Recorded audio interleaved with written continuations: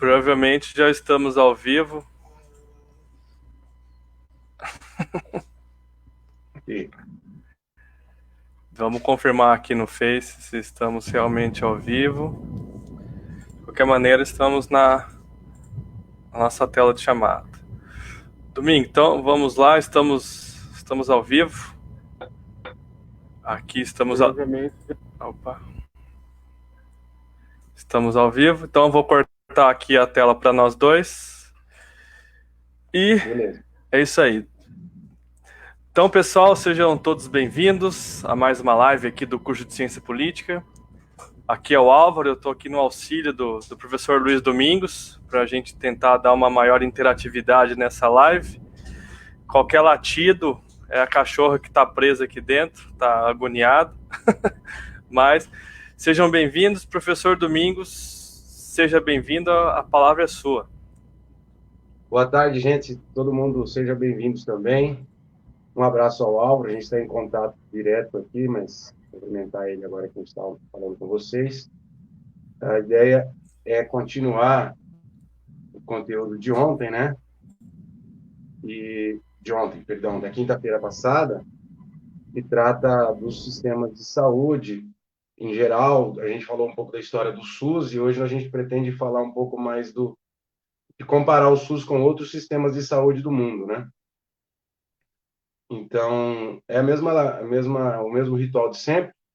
Todo mundo envia os seus comentários, as suas perguntas e fala de onde está falando. A gente pretende contextualizar o SUS em relação a outros sistemas de saúde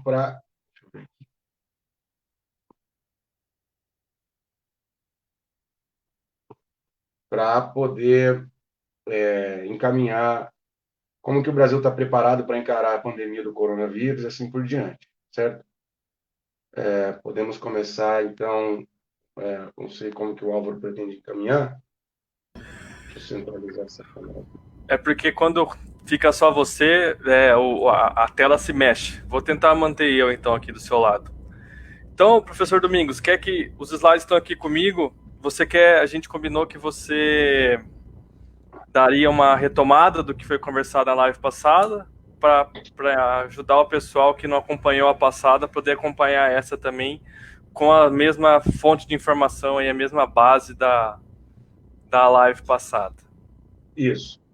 Então, na semana passada, a gente trabalhou como que há uma história por trás do SUS, né, que diz respeito a todo o período do século XX, na verdade, da inexistência de um sistema unificado, articulado e coordenado de saúde pública no Brasil. A gente mostrou como que isso foi objeto de uma mobilização por parte daquilo que chama Movimento Sanitarista Brasileiro, que envolvia a sociedade civil, a Associação de Médicos de Saúde Coletiva, enfermeiros, dentistas, estudantes e mesmo moradores de algumas regiões que não tinham amparo de saúde, regiões pobres, de grandes cidades.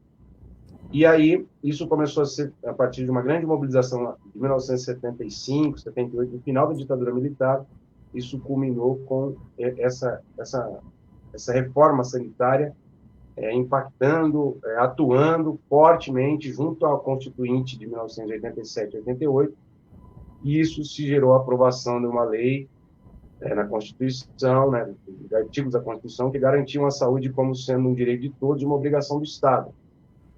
E daí se começou a construir o sistema de saúde brasileiro no esforço entre o governo federal, os estados e os municípios. Então, o Sistema Único de Saúde, ele tem esse nome porque ele tenta ser um sistema universal que valha para qualquer cidadão brasileiro e mesmo para alguns estrangeiros, gratuito, que abarca a maior parte dos serviços de necessidade básica, tratamento de crianças, né, de pré-natal, de doenças graves como câncer, HIV, assim por diante. Só para ter uma ideia, o câncer responde por mais, o SUS responde por mais de 92% dos tratamentos de câncer no Brasil. Então, só 8% ficam os planos de saúde privados. Então, é um sistema que tem uma abrangência importante em doenças graves, sérias. No caso de HIV, o SUS cobre 94% dos tratamentos do Brasil. Só que agora, como a gente tem uma situação nova, a ideia é comparar um pouco o sistema de saúde brasileiro com outros sistemas de saúde, né, da Europa, que são os pioneiros na construção desses sistemas de saúde de natureza pública, fortemente financiados pelo Estado, né? Então, essa é a proposta. Eu espero que todos possam ir enviando as perguntas. Isso. Professor, a gente não acabou alinhando isso, mas você acompanha a live pelo software. Pelo Face você vai ter um pouquinho de delay. Tá. Mas tá tranquilo também. Vamos para os Beleza. slides. Vamos dar uma boa É, tarde pro pessoal aqui primeiro. vamos Né? dar boa tarde. Isso aí. O Frota, o nosso showman aqui das lives de relações internacionais, está aqui nos prestigiando. O Marco Von, salve, salve, sempre presente nas nossas lives. Alexandro Romanini, Melquisedeque Oliveira Salgado, Jennifer Vidal, Monique, a Vanilda, que sempre está presente, Alexandre Picelli. Pessoal, sejam todos bem-vindos. Qualquer dúvida que vocês tenham, manda aqui para a gente que nós tentamos responder para vocês. Beleza? Professor Domingos, qual que é o cenário, como vai ficar os sistemas de saúde aí com a Covid? Ela vai colocar os sistemas de saúde à prova, né? A ideia é entender primeiro assim, por que a pandemia do coronavírus apresenta um desafio inédito para qualquer país que tenha o surto, né, que tenha a difusão do vírus no seu território. É importante entender, alguns já devem ter visto, mas é importante ter esse ponto de partida, e como ainda não tem vacina, não existe um tratamento farmacológico para esse vírus, ele é muito recente, ele é do final de 2019, né, e ainda não foi plenamente, não é possível dominar todas as mutações que ele vem tendo. Então, cada país ele tem uma sequência de DNA que vai se alterando. Então, as vacinas ainda estão sendo providenciadas, provavelmente, para chegar a uma vacina que seja capaz de combater o vírus. Ainda possa levar 2, 3 meses, e depois, para produzir isso industrialmente, mais talvez um semestre. Então, a vacina só pode ser alcançada aí com certo realismo a partir do final do ano e talvez no ano que vem. Assim, pelo potencial de contágio desse vírus, ele se alastra muito rápido. E aí, quando ele se alastra, ele tende a saturar o sistema de saúde, né? Então, o grande problema, o aspecto mais delicado dessa contaminação, dessa epidemia, é o fato de que ela faz com que muitas pessoas, de uma só vez, precisem recorrer ao sistema de saúde. E como isso acontece num surto concentrado de tempo, de 3, 4 semanas, às vezes um pouco mais, não é possível atender a todas essas pessoas. E quando os casos vão ficando mais agudos, mais graves, o sistema de saúde entra em colapso. O que significa? Significa que não tem leitos para todo mundo, leitos normais. E o mais difícil é que quando os casos graves precisam de internação intensiva, UTI, respiradores mecânicos, aí não tem para todo mundo, e só assim que é possível salvar as vidas das pessoas em situação mais aguda do caso. Em geral, são pessoas mais velhas, né? Mas também pode acontecer das pessoas mais jovens ficarem nessa situação crítica, ainda que sejam minoria. Mas os relatos que tem na Itália, nos Estados Unidos e na Espanha, é que sim, alguns jovens entre 20, 30, 40 anos precisam recorrer a respiradores mecânicos. E aí, quando há muita gente, não tem. Então, a dificuldade do vírus é exatamente pública, é tentar falar isso para os infectologistas, os especialistas e agora os jornalistas estão falando, em achatar a curva. Achatar a curva de contágio do coronavírus, ou desse Covid-19. Isso está no slide número 10. Se você puder projetar para eles, ali tem duas curvas específicas. Tem uma curva vermelha, que é uma curva bem alta, um sino, como se fosse bem alto, que é a expansão do número de casos quando não há medidas protetivas da população, medidas protetivas que são de controle da interação social, já que não existem medidas farmacológicas, né? Não existe remédio nem vacina contra o vírus ainda. A curva azul, que já é mais achatada e espalhada, é quando o governo, os estados, as autoridades políticas, sanitárias e mesmo policiais criam mecanismos de reclusão, né, de quarentena em casa. E aí, nesses casos, aí tem uma linha tracejada ali que é a capacidade do sistema de saúde. Então, a ideia é que, com as medidas protetivas de isolamento social, de diminuição da interação social, o contágio seja atrasado, né, ele vai demorar mais tempo para se esgotar, mas ele não atinge um pico tão rápido, tão concentrado quanto na curva vermelha. Essa é a grande chave para conter o coronavírus, ainda enquanto não houver uma vacina para ele, certo? Por quê? Porque o vírus ele é diferente de outros vírus que a gente teve. Ele é diferente de outros vírus que nós enfrentamos no passado recente, porque ele tem um potencial de contágio muito grande. Algumas estimativas dizem que para cada um contaminado é possível contaminar entre 4, 5, até 6 pessoas. E outra, ele tem um período de incubação longo, né? Como todos já devem estar sabendo. Então, a gente pode ter o vírus sem manifestar sintoma por 14 dias. E assim, a pessoa, não tendo sintoma, ela pode acreditar que não está contagiada, que não está infectada, perdão, e aí ela pode estar transmitindo o vírus para outras pessoas. Essas características de rápido contágio e de longo período de incubação fazem com que o vírus tenha um potencial de difusão muito acima dos demais.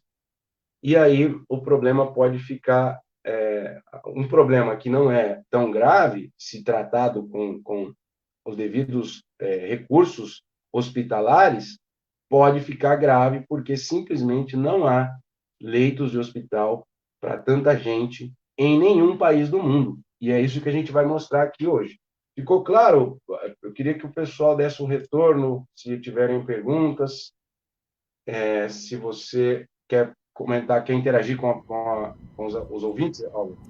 Vamos lá, professor. O pessoal ainda deve estar captando do que o professor falou. Eu vou ler aqui. O Alexandre Picelli estava há pouco comentando sobre o sistema italiano sanitário e gostaria de afirmar que é no mínimo 12 vezes melhor que o nosso. Eu afirmo, pois usei muito o sistema italiano. O desafio italiano foi devido à displicência do Conte, sobretudo. O Conte é o ministro da Saúde, salvo engano, né, professor? Ou é o... Primeiro-ministro. É o primeiro-ministro. Agora o desafio para nós e tenho certeza, será quanto e como usarão o dinheiro e até quanto temos reservas para suprir as necessidades dos cidadãos brasileiros. E claro, a Itália recebe milhões de turistas e o Covid-19 já circulava na Itália e isso foi fatal para o boom de contágio. Né? O Marco Von trouxe uma notícia aqui que a Rádio JB do Rio acabou de reportar que a média de contaminados no Rio é de 33 anos.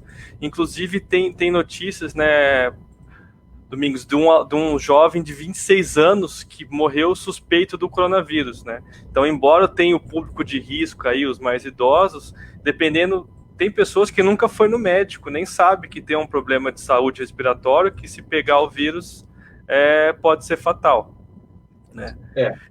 E a Vanilda fala que muitos foram infectados, mas não são assintomáticos, pois estavam com uma boa imunidade quando infectados, o que também é um problema. Né? Eu tô bem, posso sair, posso abraçar minha avó, que eu tô saudável. Às vezes, né? Não, isso é bem perigoso. O, são legais os comentários. O Luciano, interessante o relato de quem passou, que viveu no Alexandre. país, né? Alexandre, perdão. Interessante, porque a gente tem relatos de brasileiros que utilizam o SUS, mas às vezes não tem relato de quem viveu por lá. Eu tenho alguns dados aqui. A Itália, ela é um país que tem uma condição de saúde intermediária na Europa, né? Tem países com sistemas mais robustos, como o da Alemanha, e tem países com sistemas mais frágeis, como a Inglaterra, Reino Unido. A Itália está numa posição intermediária. Segundo consta, a Itália tem algo em torno. Eu tenho esse dado nos slides, depois a gente vai disponibilizar, mas para Quer que não ficar coloque aqui, trocando. professor? Não, para não ficar trocando, eu vou falar de cabeça. Beleza. Mas, assim, a, quantos leitos de UTI, de tratamento intensivo, esses países têm? A Alemanha tem mais de 25 leitos por 100 mil habitantes. É o país que mais tem leitos lá na União Europeia. A Itália tem algo em torno de 13 leitos de UTI para cada 100 mil habitantes. E o Reino Unido tem 6 ponto alguma coisa leitos para cada 100 mil habitantes. Então, a, a Alemanha tem quase o dobro, tem praticamente o dobro do que a Itália, e a Alemanha tem quase mais de 4 vezes mais do que tem o Reino Unido. Isso é um sinal de que é só vocês começarem a observar como que cada um desses países está enfrentando a crise. Né? A Itália, ela, com razão, disse o Alexandre, ela tomou uma decisão equivocada de não fazer as medidas protetivas de isolamento da população. Ela atrasou, retardou isso. E isso foi crucial para a expansão muito rápida do vírus. Aí, quando veio a quarentena, já era tarde, são 3 semanas atualmente de quarentena, mas o vírus já tinha se espalhado demais, sobretudo na região do norte do país. E nesses estados, Lombardia, a outras regiões que eu posso consultar aqui, alguns hospitais têm 99% dos leitos ocupados com doentes do coronavírus. Então, pensem que pessoas que tratam de outras enfermidades simplesmente estão sendo abandonados pelo sistema de saúde para tratar da urgência das pessoas com problema de respiração, com falta de respiração, em função do coronavírus, nesses hospitais de modo mental. Essa é a situação trágica de ser evitada pelos outros países, né? Tem inclusive os casos, né, professor, que tem que escolher quem que vai tratar. Isso. É o É, caso, esse é é uma, mais velho, esse tá mais novo, esse é mais útil, esse é inútil, né? Os médicos é, aí têm que tomar uma decisão é, bem difícil sobre a vida das pessoas, né? Uma isso, decisão. é isso que alguns chamam de medicina de guerra, né? Que tem que escolher quem que vive e quem que não vive, né? Isso é uma situação de terror total. Imagina ter que, né, sendo da equipe médica ou das famílias que estão envolvidas com essas doenças, enfrentar uma tal situação. Então, a seriedade da doença, ela de fato, ela diz respeito a como a quantidade de difusão, a capacidade que ela tem de se disseminar, produz um contingente de doentes que é uma questão matemática. Aproximadamente 10 a 15% da população que manifesta o sintoma vai precisar de tratamento médico. Né? E aí, se a doença se difunde demais, esses 10% podem ser algumas mil pessoas, algumas centenas, enfim, ou pode ser milhares ou milhões de pessoas. Esse é o ponto. E aí não existe sistema de saúde capaz de suportar tanta gente. É uma questão de escala numérica. Quanto mais indivíduos contaminados, mais indivíduos que precisam de atenção médica, mais indivíduos que vão precisar de UTI e o sistema de saúde não são capazes de atender todo mundo por conta da quantidade. Nos Estados Unidos, que é um caso diferente do italiano, eles começaram com as medidas de isolamento em alguns estados e afrouxaram. Isso também foi um erro crucial, porque agora o resultado está aparecendo no estado de Nova York, né? Que já teve, na última semana, uma explosão de casos e agora, nos últimos dias, a saturação do sistema de saúde de Nova York. Então, os hospitais já estão passando pela mesma situação da Itália, que é não conseguir atender todo mundo, ter que escolher quem vai atender, e as mortes começaram a crescer rapidamente. Nas últimas 24 horas, no estado de Nova York, foram mais de 300 mortes, que é um índice elevadíssimo, né? E na Itália foram 600 mortes nas últimas 24 horas. Então, essas mortes são efeito da expansão da doença e da timidez das medidas de isolamento social que esses países adotaram há 3 semanas. Né? Então, esse é o caso a ser evitado em qualquer país do mundo, em particular no Brasil. Professor, quando você pensa aí, a Vanilda trouxe aqui uma informação que está rolando bastante na internet, né? Que é sobre a questão dos velórios, né? As pessoas perdem até, digamos, a dignidade de ter um velório, porque alguns decretos municipais diz, faleceu 2 horas de velório ou até menos, né? Com um número pequeno de famílias e pronto, enterrou para o vírus não querer, digamos aí, procurar outro corpo para atacar. Professor, não sei se você fez esse exercício hoje. Vamos tentar, para a próxima live, tentar comparar, por exemplo, hoje, eu vi hoje a notícia de que a Holanda adotou o isolamento vertical, né? Tá deixando lá, partindo da premissa que as pessoas vão ter anticorpos e vão ser imunes ao vírus e isso vai se resolver. Talvez para a próxima semana ou para daqui 2 semanas tentar comparar, né? Quem fez isolamento vertical com quem está tentando fazer um isolamento mais sério, né? Para ver de que maneira, qual o lado da teoria aí, né? Tem uma teoria, tem algum cientista por trás, algum médico por trás das decisões da Holanda, com certeza, né? Para ver, digamos aí, qual que está vencendo a luta aí contra o coronavírus. Existe atualmente uma pequena um dissenso, né, uma discordância entre alguns cientistas sobre a efetividade do isolamento vertical. A Inglaterra ia adotar o isolamento vertical. Aí o Boris Johnson, o primeiro-ministro, foi informado de um estudo de um pesquisador inglês, falando que, enfim, o pesquisador fazia umas projeções e demonstrava que, para que o isolamento vertical funcionasse na Inglaterra, eles tinham que ter muito mais jovens. Para que os jovens, enfim, a população tinha que ser de quase 70% de jovens, para que fosse possível gerar a autoimunidade de toda a população, que é o que a gente chama de resistência do rebanho, né? Não é isso o nome? Aí Então, aí você me pegou.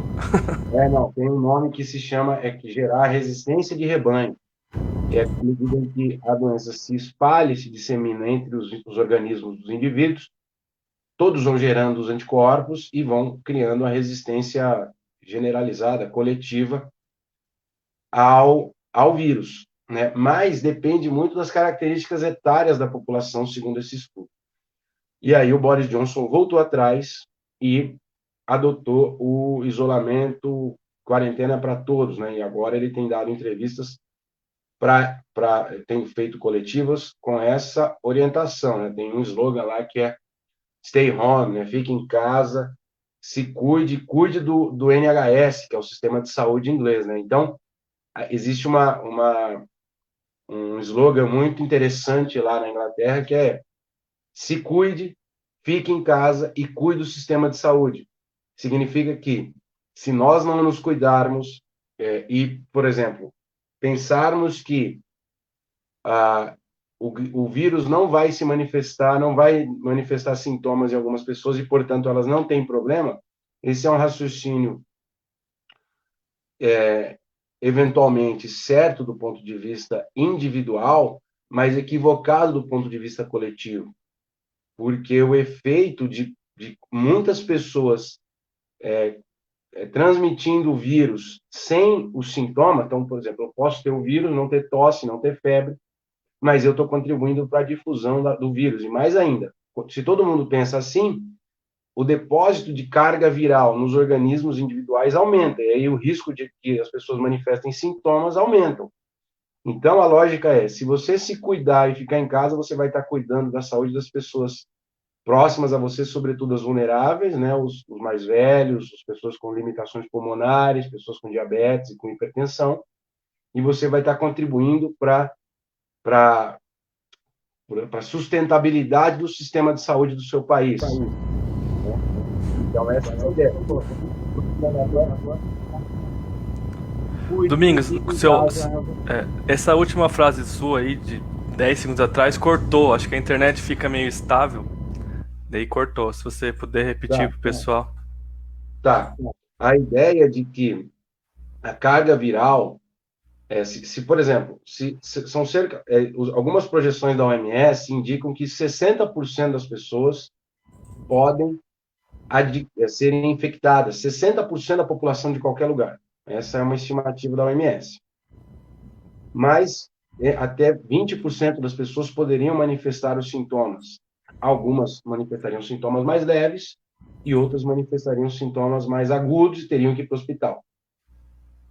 Se então 40% dos infectados não manifestarem sintoma, alguém pode pensar assim, eu vou ficar em casa, então, quer dizer, eu vou sair à rua e vou trabalhar normalmente, vou viver a minha vida normalmente, porque eu não vou manifestar sintoma. Esse tipo de atitude está errada, porque quanto mais pessoas com o vírus transitam entre outras pessoas, mais a possibilidade de difundir a doença. E aí, esse indicador de 60% pode chegar a 90%, 95% de infectados. E mais ainda, quanto mais pessoas com vírus e não manifestando sintoma, transitando, interagindo em grandes aglomerados, maior o acúmulo de carga viral dentro do organismo das pessoas. Então, uma coisa é eu ter um X de carga viral, outra coisa é eu ter 2, 3X de carga viral. Aí, os sintomas podem surgir em mim e surgir mais em outras pessoas, e eu posso precisar do serviço de saúde. Nesse caso, o serviço de saúde tenderá a não suportar tanta demanda. Por isso que tem que pensar a sério no slogan da Inglaterra, que é feito lá pelo sistema de saúde da Inglaterra, que é: fique em casa, se cuide e cuide do sistema de saúde. Significa, se você não cuidar de si, você indiretamente está comprometendo a sustentabilidade do sistema de saúde do seu país. Se você comprometer a sustentabilidade do sistema de saúde do seu país, o efeito de curto prazo é que pessoas conhecidas suas não vão poder ser atendidas nos hospitais da sua cidade. Certo? Um outro problema, né, professor, que tem que ser falado, é que não é só o corona que existe que dá problema para as pessoas. Hoje em dia, não em Curitiba, né, onde nós moramos, mas, por exemplo, pegamos no Paraná, aqui o norte do Paraná, tem muitos casos de dengue. As pessoas também vão no hospital fazer, digamos, o teste de dengue, ou até de outros. Tem gente que faz tratamento contínuo de outro tipo de doença no hospital, e essas pessoas também não vão passar a ter o acesso a esse tratamento deles por causa, digamos, de uma irresponsabilidade das pessoas que não cuidam de si e, consequentemente, não estão cuidando do sistema de saúde, porque vai sobrecarregando o sistema de saúde. Outra coisa que acho que nós podemos falar aqui é a questão dos medicamentos. Muita notícia sai, hidrocloroquina, se eu não me engano, ela tem sucesso para tratar a Covid, tem uma outra que também tem sucesso, mas esses remédios são para tratamentos de outras doenças, se eu não me engano, a asma, né? Então, as pessoas estão sem sintoma, que não estão doentes, estão indo comprar esses remédios, né, para se sentir os sintomas tomarem, e quem realmente precisa, um asmático, que se programou, vou comprar meu remédio mensalmente, não precisa eu comprar uma caixa, comprar o remédio do ano numa semana. Daí vai lá ver, o remédio acabou por causa que as pessoas estão querendo ter o medicamento em casa, caso tenham algum problema. E o que a Vanilda falou aqui também, é meio empírico, acredito, né, que a dengue mata mais que o vírus. A dengue mata muito também, mas ela também é um problema de saúde pública, né? Ela fala dengue, da Claudiene, dengue, sarampo, né? E outras demais doenças também matam. Mas o grande problema do corona é a sua capilaridade, né? Onde ele, digamos, ele é muito pegajoso. Então, por isso que ele dá, por isso todo esse caos, né? Econômico, na saúde, em todos os sistemas de governo envolvidos aí. Então, no caso do país como o Brasil, a situação ela é potencialmente mais crítica porque nós temos mais pessoas dependendo do sistema de saúde pública para outras doenças. Então, como aconteceu na região da Lombardia da Itália, 99% dos leitos hospitais foram direcionados para tratar do corona, dos casos, dos casos que precisavam de internação, incluindo UTI. Bom, aí as outras pessoas que precisam de outras coisas simplesmente não têm esse tratamento. Elas podem vir a ter complicações graves em função disso, porque não tem tratamento médico, não tem equipe médica, não tem produto no hospital, então é uma situação grave. Nos Estados Unidos já está acontecendo isso. Não está tendo equipamento e os enfermeiros cuidarem das pessoas que chegam. E aí teve uma entrevista hoje importante de um médico lá de Nova York, que ele falou assim que a situação lá está muito pior do que o 11 de setembro, porque em 11 de setembro as pessoas, na casa de 3 mil mortos, né, elas não chegaram ao hospital, elas morreram. Né? Foi uma tragédia, mas não superlotou os hospitais. Agora, com o corona, as pessoas estão chegando, morrendo e continuam chegando. Então, ele falou que a situação é muito pior do que naquela ocasião dos aviões que estouraram, explodiram as Torres Gêmeas em 11 de setembro de 2011. Eu queria seguir aqui, Álvaro, mostrar o próximo gráfico, para a gente pegar o recado mais importante aqui. É o 11? A lâmina 11. Vamos lá. Ali tem uma série de linhas que indicam diferentes políticas não farmacêuticas de contenção do Covid. Isso eu peguei de um grupo de estudos na Inglaterra que fez essa projeção. Então, a linha vermelha é uma forma, enfim, esquemática de indicar a linha horizontal ali, de indicar a capacidade do sistema de saúde. A linha preta é quando não há, é o tipo de disseminação do vírus, quando não há nenhuma decisão política de contenção do Covid. Deixa as pessoas viverem normalmente. A linha verde, que é logo abaixo, indica quando as escolas e as universidades são fechadas. Então, já diminui a difusão, né? Diminui o pico de quantidade e diminui aumenta um pouco, o período de expansão. A linha laranja é quando os casos identificados com coronavírus são isolados, ou em casa, ou no hospital. A linha amarela, que é a quarta linha, é quando os casos são isolados em casa, em quarentena, que daí é o período maior de isolamento. E a linha azul indica isolamento dos casos confirmados, quarentena doméstica e distância dos idosos acima de 70 anos.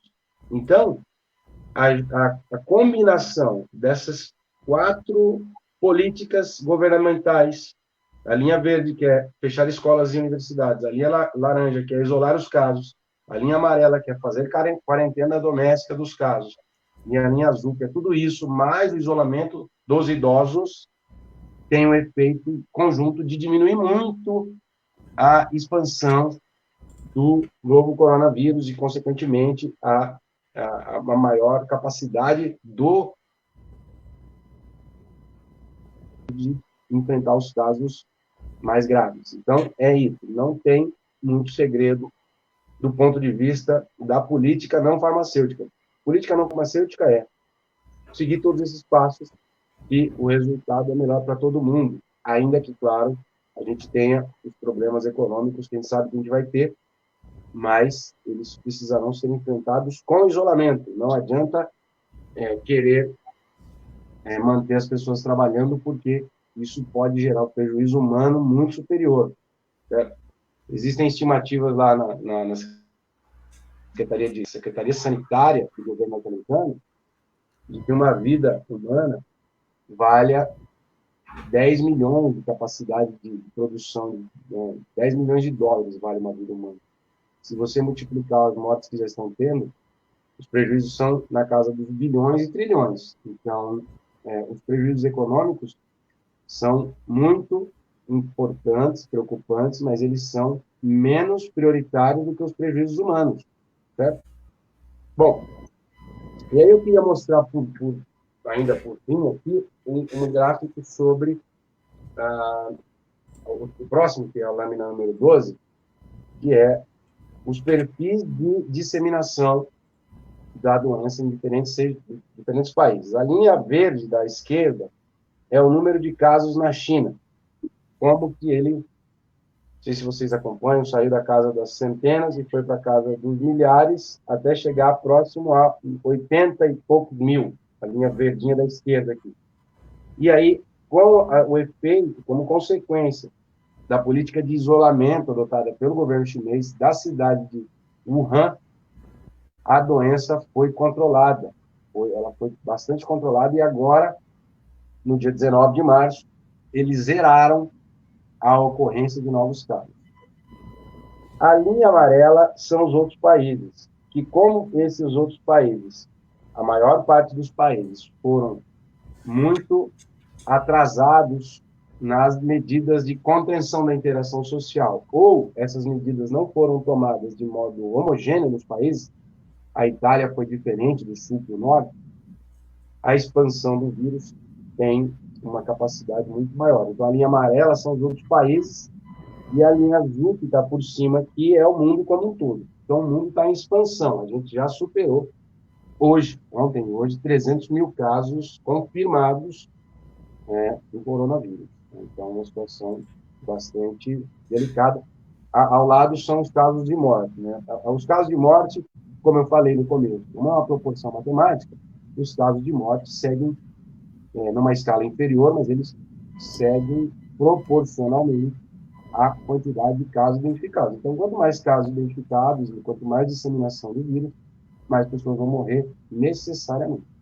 É isso que tem que conter. Conter a difusão da doença significa salvar as vidas das pessoas. E, por último, esse gráfico aqui, aí É depois o a gente 13? abre... Hã? É o O 13? 13. 13. Aí depois a gente abre para a interação com o pessoal. São 3 casos diferentes aqui de mortes por Covid-19. Vejam as bolinhas das 3 cores, azul escura, azulzinho claro e a preta ali embaixo, são o percentual de mortes conforme a faixa etária, né, do 0 a 9 anos. Então, a linha embaixo aqui indica as faixas etárias, 0 a 9 anos, 10 a 19 anos, 20 a 29. Reparem que as bolas crescem à medida em que a idade avança. Então, começa a ficar uma proporção importante de pessoas que morrem a partir de 60 a 69 anos. E vai aumentando significativamente conforme muda as faixas etárias, 70, 79 e mais de 80 anos.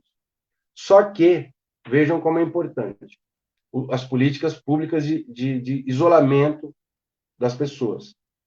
A Coreia, que teve um caso muito bem sucedido, a Coreia do Sul, é um caso que é o primeiro da linha de cima, o azul mais escuro ali, que teve uma política muito bem sucedida de testar maciçamente a população, né? Eles faziam exames em drive-thru, aquela coisa saía na hora, eles conseguiram fazer uma coisa por identificar pessoas potencialmente afetadas pelo GPS do celular, coisa que ninguém consegue fazer ainda. Como eles tiveram a capacidade de isolar os casos confirmados, as mortes de pessoas, por exemplo, acima de 80 anos, foi de 9,3%. A China, que não chegou a ter tamanha eficácia de isolamento, mas também fez um isolamento ostensivo, teve 14,8% de mortes entre pessoas com mais de 80 anos. E a Itália, que foi o país com o caso mais relapso, né, mais desleixado, mais frouxo de isolamento social, a bolinha se cresce para 20,2% de falecimentos entre as pessoas com mais de 80 anos. Então, isso diz respeito a vidas de pessoas reais, né? Aqui a gente está vendo em números, mas diz respeito a vidas de pessoas reais. E o efeito final é que quanto mais eficiente as medidas de isolamento das pessoas, menor a média final de falecimentos, que são as bolinhas últimas ali. Então, na Coreia ficou abaixo de 1%, ficou entre 0,8% e 0,9%. Na China ficou entre 2,3% e 4%. E na Itália já está chegando a 7% dos infectados que estão falecendo. Então, o índice, a letalidade do coronavírus depende da capacidade de conter o isolamento social e, finalmente, de como isso deixa o sistema de saúde capaz de tratar os casos graves. Certo? Agora a gente pode ver se as pessoas têm alguma pergunta ali, Álvaro. O que você acha? Beleza. Antes de mais nada, vou dar um recado aqui à Carol, nossa professora, coordenadora de Relações Internacionais, e o Lucas. Seu Reinaldo, o senhor está vendo a live, a Carol pediu para falar para o senhor ficar em casa, tudo bem? O senhor tem a idade superior aí ao grupo de risco, então é para o senhor ficar em casa, por favor, pelo bem do senhor e pelo bem da população. E isso vale também para a dona Suame, que é a mãe da Carol, que também está sempre presente aqui nas lives. Beleza? Então vamos lá. O Alexandre se despediu, foi estudar. O Marco Von ali, quando você estava falando da disseminação do vírus, né? Ele falou, isso que eu não compreendo porque as outras cidades não estão sendo contaminadas. Pode reaparecer a qualquer momento? Eu ainda não li algum estudo, digamos aí, epidemiológico, né, sobre o caminho do vírus. Acho que o pessoal ainda nem conseguiu traçar, né? Já estamos aí na contaminação comunitária, né, que não sabe de onde está surgindo. Então, por isso que tem que adotar essas medidas mais restritas para ficar em casa, para não dar, digamos aí, dar chance para o azar e ter problema de você achar que está bem e está mal e passar o vírus para frente. Vamos subir aqui. Quando nós falamos dos medicamentos, né, o Marco Von trouxe que são as medicações que estão em testes, mas nada confirmado, assim, pela ciência, não conhece os efeitos colaterais dos medicamentos, né? E vamos ver aqui se aqui tem mais dados. Nossa, minha webcam fica ruim aí pro pessoal, tem que arrumar uma webcam melhor. Mas vamos ver aqui, peraí. Tá, aqui não apareceu nada ainda. Tá. Então o pessoal aqui tá. Carol disse que tá de olho na família, tá certo, Carol, tem que cuidar. A Monique perguntou lá em cima, né? Uma pergunta um pouco capciosa, mas vamos tentar responder tecnicamente, que é sobre a atuação do nosso ministro Luiz Henrique Mandetta, que, pelo que eu tenho acompanhado, ele e toda a equipe dele, sempre que estão lá fazendo as lives, nós percebemos que é uma equipe que tem muito preparo para estar lá, ele passa bastante seriedade, ele passa bastante confiança no que ele fala e tá fazendo um excelente trabalho, tanto ele quanto os secretários dele que auxiliam ele lá nas entrevistas. Daí, se o Domingos quiser falar disso também, sobre a atuação do Mandetta, ou senão a gente pode finalizar, né, com a pergunta lá, como que o Covid está desafiando aí o sistema de saúde? Tá. Sim, só uma rápida complemento, você está certo. O ministro Mandetta é um médico que tem mais preparo técnico do que a média de alguns ministros do atual governo. Eu acho que ele é um dos mais competentes, se não o mais competente. Só que ele teve uma mudança de tom, porque até a semana passada ele vinha sendo mais alinhado com as orientações da Organização Mundial da Saúde e com a maioria dos infectologistas dos países que estão enfrentando o coronavírus. E aí, em função de uma bronca que o presidente o presidente Jair Bolsonaro deu a ele, falando que, enfim, reprimindo um pouco as observações dele, ele mudou um pouco de tom e tem feito uma abordagem, pelo menos nas coletivas, né, mais alinhada com o presidente Bolsonaro, que é favorável de um isolamento vertical, de políticas mais brandas, e, portanto, o presidente Bolsonaro, em função disso, destoou muito, né, daquilo que a OMS decide, define, e do que os governadores estão fazendo. Isso gerou uma situação de mal-estar entre o Bolsonaro e alguns governadores. Então, o Mandetta agora tem um discurso mais, pelo menos nas coletivas, eu acho que na prática eles vão tentar seguir as orientações da OMS, mas isso gera muito ruído, né? Porque se fala uma coisa, se faz outra, etc. Mas ele, de fato, sim, é possível dizer que ele é um dos mais preparados ali, a equipe realmente tem competência técnica, capacidade científica, enfim. Bom, agora vamos para os finalmente da live. Assim, eu acho que o Brasil, como que o Brasil está perante os outros países para receber os casos de Covid-19. O Brasil tem, em média, algo entre 7 e 8 leitos de UTI para cada 100 mil habitantes. Do ponto de vista, como média nacional, né?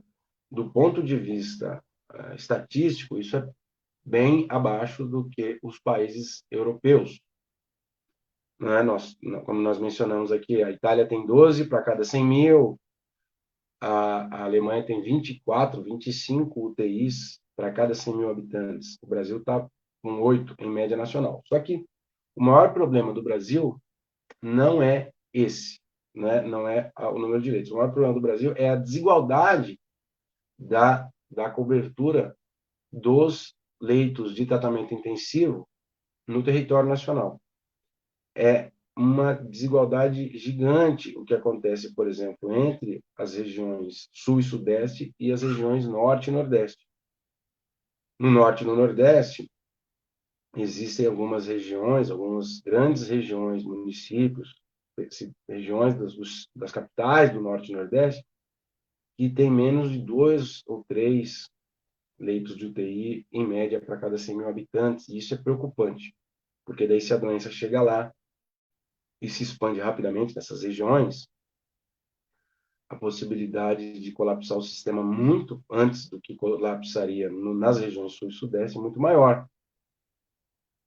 E não é correto afirmar que o clima tropical favorece a contenção da expansão da doença. A doença está chegando agora nos trópicos, né? Então ainda não há evidência científica que permita, que autorize falar que no calor o Covid se dissemine menos. Não é, isso ainda é uma ficção, uma especulação de pessoas que estão alheias às publicações científicas. Então, para isso, para fechar, eu queria mostrar para vocês a última lâmina, para não incomodá-los tanto, que é a 15. Então, reparem ali,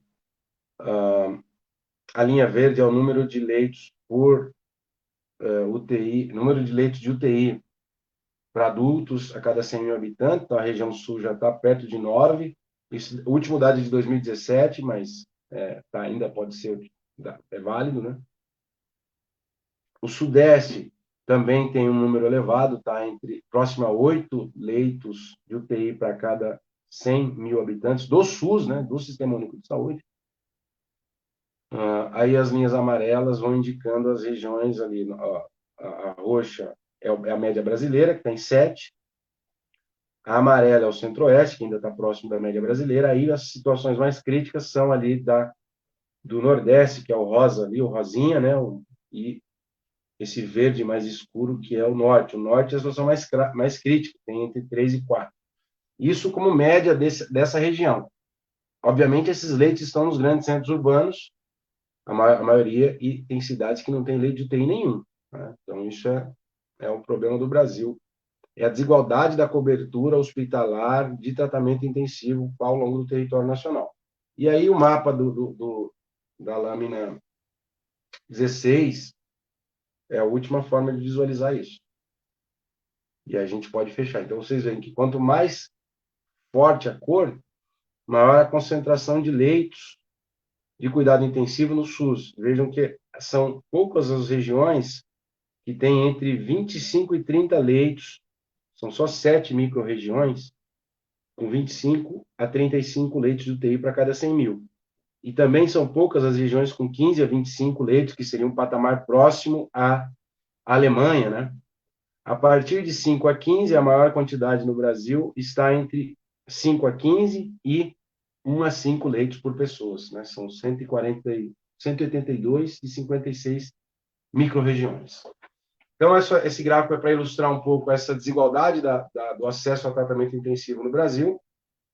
E aí eu queria saber se existem as perguntas finais, para a gente se despedir, agradecer a presença dos nossos amigos de sempre e mandar um abraço para todo mundo. Então, esse gráfico é para ilustrar um pouco essa desigualdade do acesso ao tratamento intensivo no Brasil. E aí eu queria saber se existem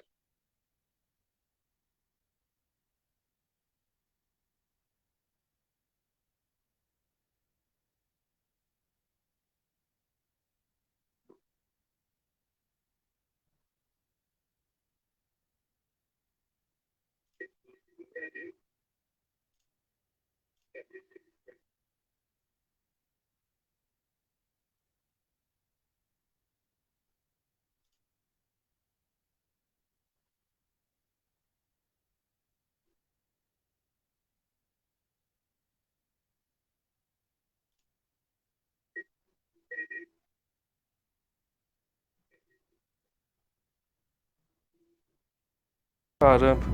Falei todo esse tempo sem áudio, gente. Desculpa. Então, retornando, né, a Vanilda disse que o clima de... Eu fecho o microfone para poder espirrar. Vocês viram um clima de guerra no Paraguai, né? Fronteira fechada, com arames farpados e barricadas. Ela pergunta se não é muito histeria. O Júnior Muniz entra e pergunta se está acabando. Eu falo, sim, estamos acabando em 5 minutos. Então ele fala que tem que acionar o sininho. Então, pessoal, vamos todo mundo seguir a orientação do Júnior e todo mundo acionar o sininho para conseguir participar das lives com a gente. O Reinaldo disse que está em casa, o padastro da Carol. O Reinaldo, a sua, me disse: estamos em casa, estão aí fazendo a parte dele, Carol. Tudo bem, fique tranquila. Né, do pessoal começou a falar que estava sem som, depois que eu dei conta que realmente estava sem som, mas agora o som voltou. Então, só agradecer. Talvez a qualidade de imagem não tenha ficado a melhor possível. Vamos ver se para as próximas a gente vai implementando uma coisa nova aí e vamos melhorando, digamos, a qualidade estética da transmissão, dado que o conteúdo a gente sabe que Domingos é fera. Então, um abraço para vocês. Vou dar a palavra para o Domingos e a gente encerra nossa conversa. Tá, vocês me ouvem? Você dá para ouvir. Tá, beleza. Bom, também queria saudar a todos que nos acompanharam, agradecer demais ao Álvaro, que está me ensinando aqui com muita paciência a mobilizar essa parafernália tecnológica, e eu espero que eu caminhe a passos não tão curtos para melhorar aqui a qualidade da transmissão, mas ele que está fazendo todo esse apoio aqui para que isso seja viável. Então, mandar um abraço às pessoas, na verdade, a gente, um abraço para os professores que estão assistindo, aos alunos que participam com entusiasmo e são muito queridos, a Vanilda, um abraço para o Romana, um abraço para o professor André El Tigre Zigman, um abraço para o Lucas, para a Carol, para o Frota, para o Luiz Carlos, um amigo meu, para o Reginaldo, para todo mundo que acompanhou aqui, Júnior, o Alexandre, o Marco Von, a Claudiene, Todo mundo que está sempre prestigiando. Sua mãe também está assistindo, ó. Dona Siloé é Ah, sua mãe, né? mandar um abraço para a dona Siloé, que é assim, a pessoa que está dando audiência inabalável para esse programa, né, Álvaro? E Exato. para os pais dos outros professores que também assistem aqui, da Carol, que eu sei, certo? Beleza. Então, é isso, gente. A semana que vem, mais uma vez, nós estaremos aqui. Vamos levar a sério as recomendações das autoridades médicas. E um abraço a todos, um obrigadão, Álvaro. Até quinta que vem, às 17 horas. Exato. Pessoal, último aviso, se vocês verem aí na página de Ciência Política, tem 5 cursos de extensão gratuitos, tá? É só vocês fazerem a inscrição, o curso é gratuito e o certificado também é. O pessoal costuma achar, tem plataformas aí que vendem, dão um curso e vendem o certificado. Não, você se inscreveu no curso, cumpriu lá os requisitos do curso, o certificado também está incluso aí na gratuidade. Beleza, pessoal? Obrigadão, Domingos. Lucas, o pessoal que apareceu aqui, o Lucas não apareceu no final, mas agora deu o agradecimento dele. Desculpa as falhas aí, né? E a Carol colocou aí, as mães estão alavancando, é isso mesmo. Obrigado, mamães. A minha tia Celoí também está É sua tia. ficando. A Celoí está ficando fiel ao nosso programa aqui, mais fiel do que a gente aos programas da Netflix no final de semana. Valeu, pessoal. Até mais. Valeu, abração. End broadcast.